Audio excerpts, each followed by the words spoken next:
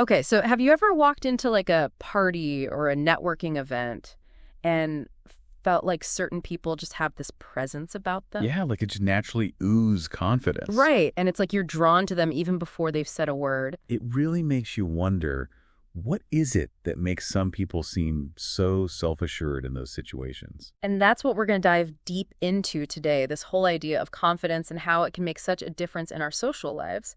We're asking the question, what if just like small, almost unconscious changes in how you hold yourself and even how you chat could actually make a big impact? A huge impact, not only in how other people see you, but also how you feel about yourself in those moments. Exactly. So to help us break this down, we've been looking at some really cool research from a couple of amazing sources. Yeah, we've got Leil Lowndes' book, How to Talk to Anyone, which is full of these really practical and actionable tips on communication. And we're also bringing in Vanessa Van Edwards' work on body language, which adds another layer of insight. So think of this episode as like getting a crash course in confidence building.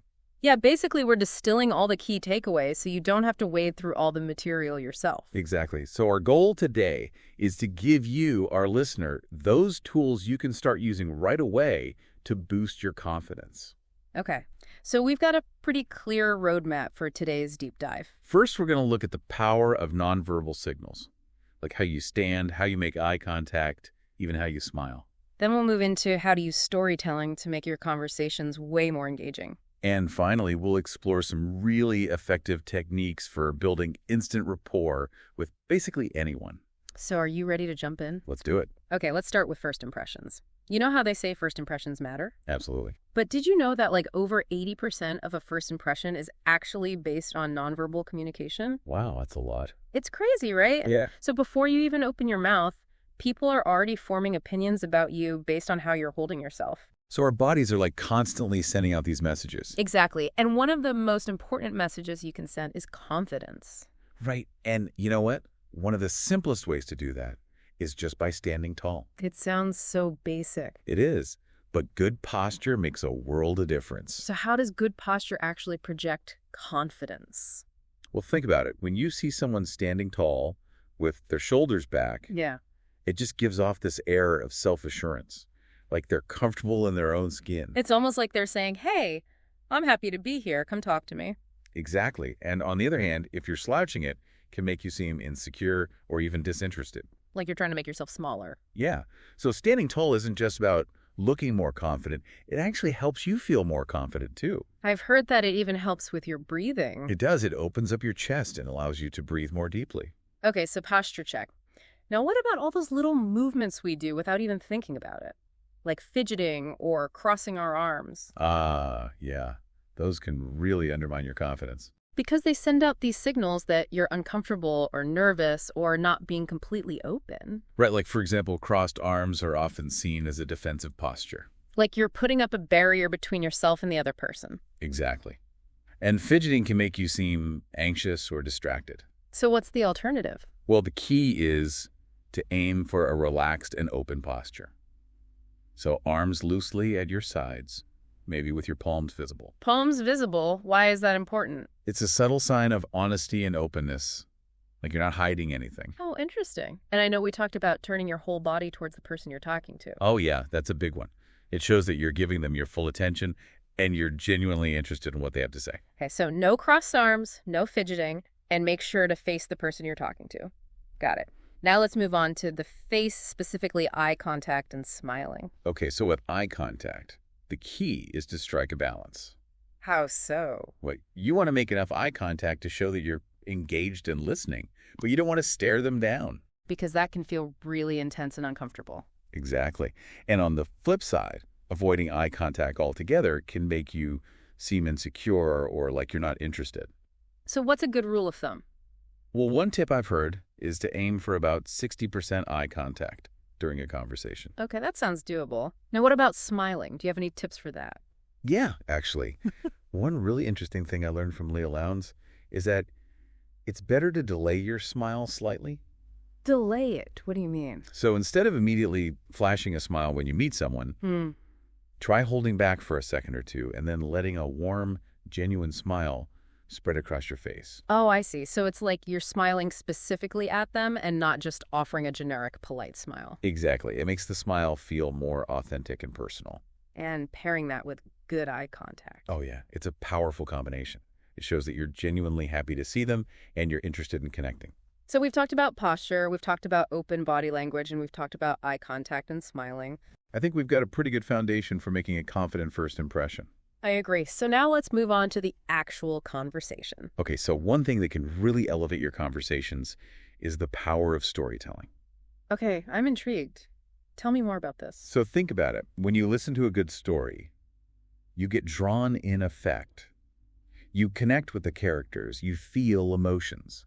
It's way more engaging than just listening to someone recite facts or give you a dry explanation. Exactly. And you can use that same power of storytelling in your everyday conversations to make them more interesting and memorable. So how do you actually do that? Well, one way is to reframe those typical small talk questions. Like instead of asking, "What do you do?" which can lead to a pretty boring answer, try asking something like, "How do you spend most of your time?" Oh, that's a good one.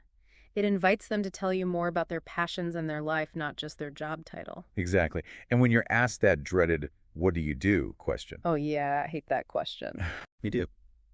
But instead of just giving a canned response, think about how you can tell your story in a way that's engaging and relevant to the person you're talking to.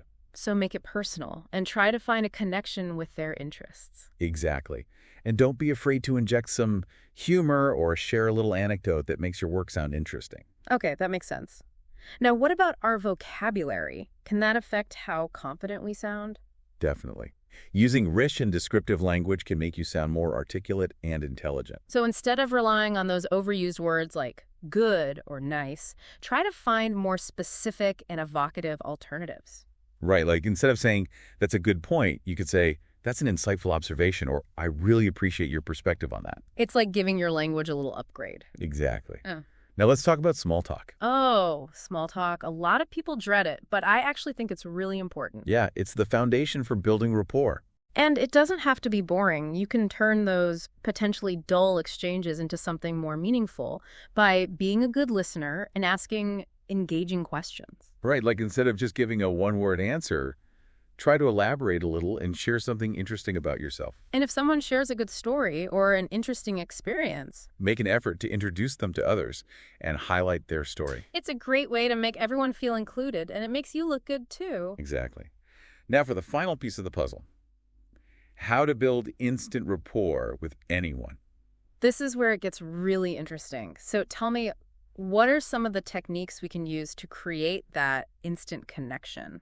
One really effective technique is mirroring. Mirroring. Yeah, it's basically about subtly matching the other person's body language, their tone of voice, and even their energy level. So it's like you're creating a sense of harmony and connection. Exactly.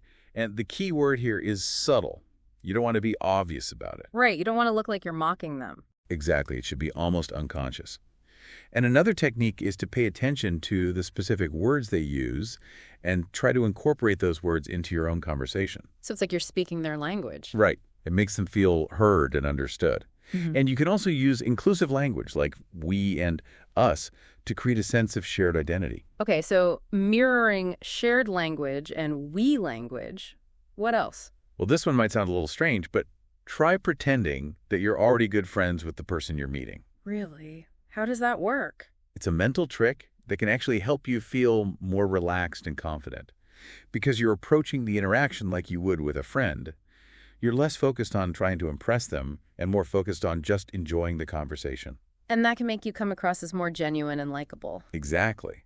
And sometimes that initial feeling of friendship can actually lead to a real connection down the road. I love that. So it's all about shifting your focus from your own discomfort to making the other person feel comfortable and valued. Precisely.